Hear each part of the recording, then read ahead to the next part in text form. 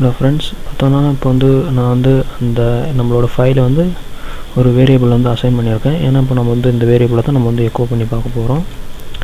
So நம்ம first சிம்பிளாக எப்படி நம்ம எக்கோ பண்ணலாம் அப்படின்றத நான் காட்டுறேன். ஸோ எக்கோ அப்படின்னு போட்டு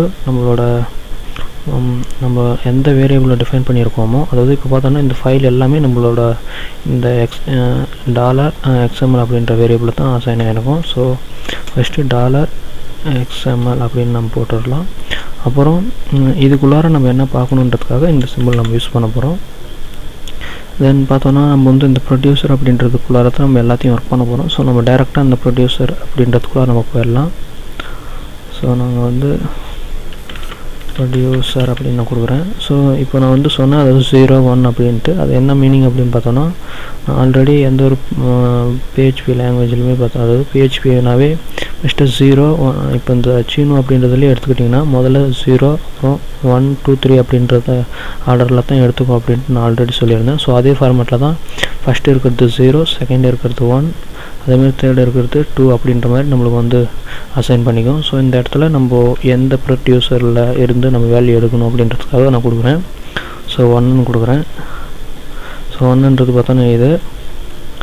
அதேமாதிரி இதுக்குள்ளார இப்போ நான் நான் முடிச்சிட்டேன் அப்படின்னா இந்த ஒரு வேல்யூ எனக்கு காட்டும். நான் ஒரு டைம் எக்கோ பண்ணி காட்டுறேன்.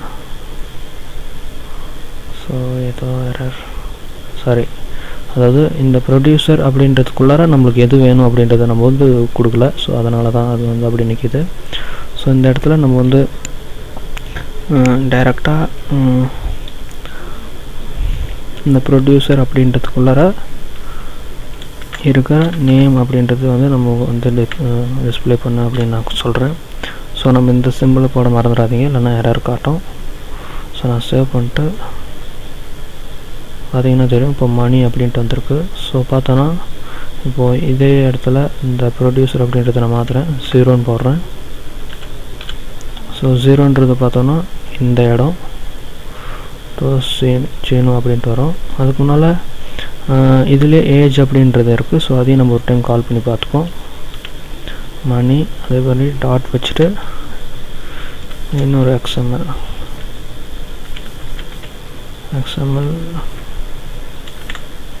ஸோ நான் இதை அப்படியே காப்பி பண்ணிடுறேன்.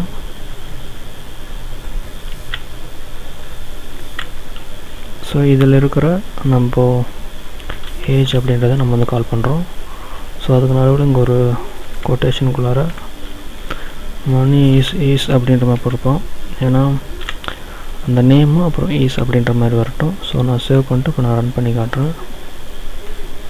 ஸோ பார்த்தீங்கன்னா மணி ஈஸ் 16 அப்படின்னு வந்திருக்கு.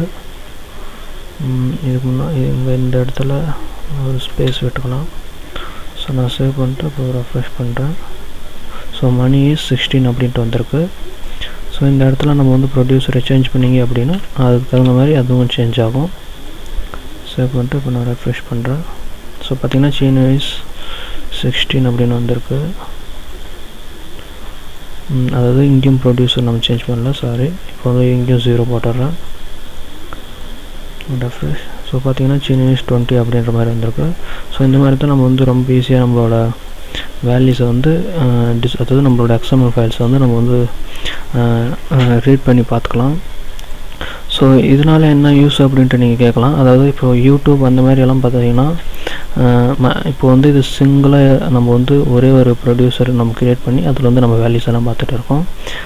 இப்போ எக்ஸாம்பிளுக்கு யூடியூப்பில் இப்போ ஒரு கேட்டகரி, எக்ஸாம்பிளுக்கு இப்போ ஒரு எஜுகேஷன் அப்படின்ற ஒரு கேட்டகரி இருக்குது அப்படின்னா அதுக்குள்ளார எத்தனை வீடியோஸ் இருக்குது, அதில் எத்தனை டாப்பு அதிகமாக வியூ பண்ணியிருக்காங்க, அந்த மாதிரி நம்ம ஈஸியாக அசைன் பண்ணிக்கலாம்.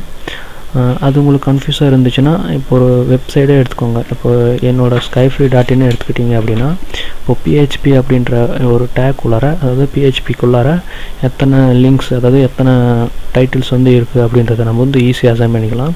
ஸோ அந்த மாதிரி நம்ம ஒரே டைம் கொடுத்தீங்க அப்படின்னா அது நம்மளுக்கு ரிப்பீட் ஆகிட்டே இருக்கும். ஸோ அது மாதிரி எப்படி நம்ம பண்ணுறது அப்படின்ட்டு நான் இப்போ சொல்கிறேன் பாருங்கள். தென் இந்த எக்ஸாம்பிள் உங்களுக்கு கிளியராக அண்டர்ஸ்டாண்டாக இருக்கும்னு நினைக்கிறேன். தென் இதிலே பார்த்தோன்னா இன்னொன்றையும் செக் பண்ணி பார்த்தலாம். அதாவது 2 அப்படின்னு கொடுத்தா என்ன வருது அப்படின்ட்டு.